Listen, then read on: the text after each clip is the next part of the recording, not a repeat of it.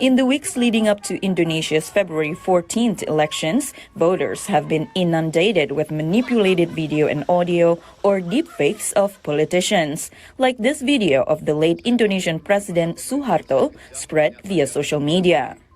Fact-checkers like Santi Indra Astuti of the Indonesian anti-defamation community, Mafindo for short, say the use of generative artificial intelligence is what sets disinformation campaigns apart in 2024. During the 2014 elections, most of the hoaxes were used to discredit the opposing candidates. In 2019, hoaxes began to discredit election organizers. While in 2024, we've seen an even more bizarre escalation to discredit the whole democratic process. On its website, Turnback Hoax, Mafindo revealed a deepfake phone conversation in which Indonesian Democratic Party of Struggle boss Megawati Soekarno-Putri harshly reprimands presidential candidate Ganjar Pranowo. Other videos show presidential hopefuls Anies Baswedan and Prabowo Subianto fluently speaking Arabic, which none of them do in reality, to appeal to the nation's Muslim voters.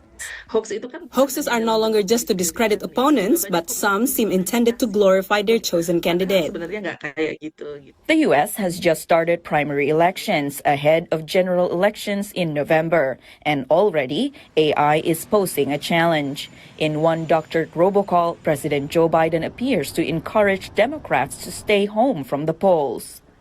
AI-generated media, from robocalls to deepfake audio to campaign ads, are being featured in almost every election that we're seeing, both in the end of 2023 and now into 2024. So I think this is becoming the new norm for our political and electoral landscape. Most voters who spoke to VOA say they're not confident that they can tell deepfakes and real content apart. So we're just hoping that the news does their job. It is probably going to be next to impossible to really stop.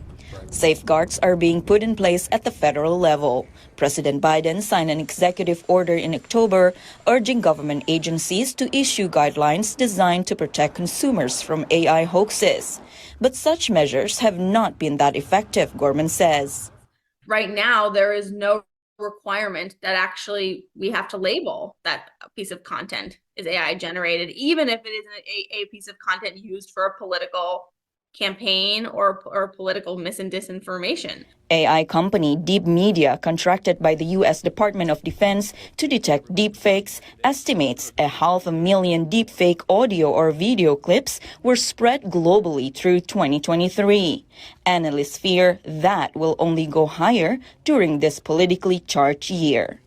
Valdya, Baraputri, VOA News, Washington.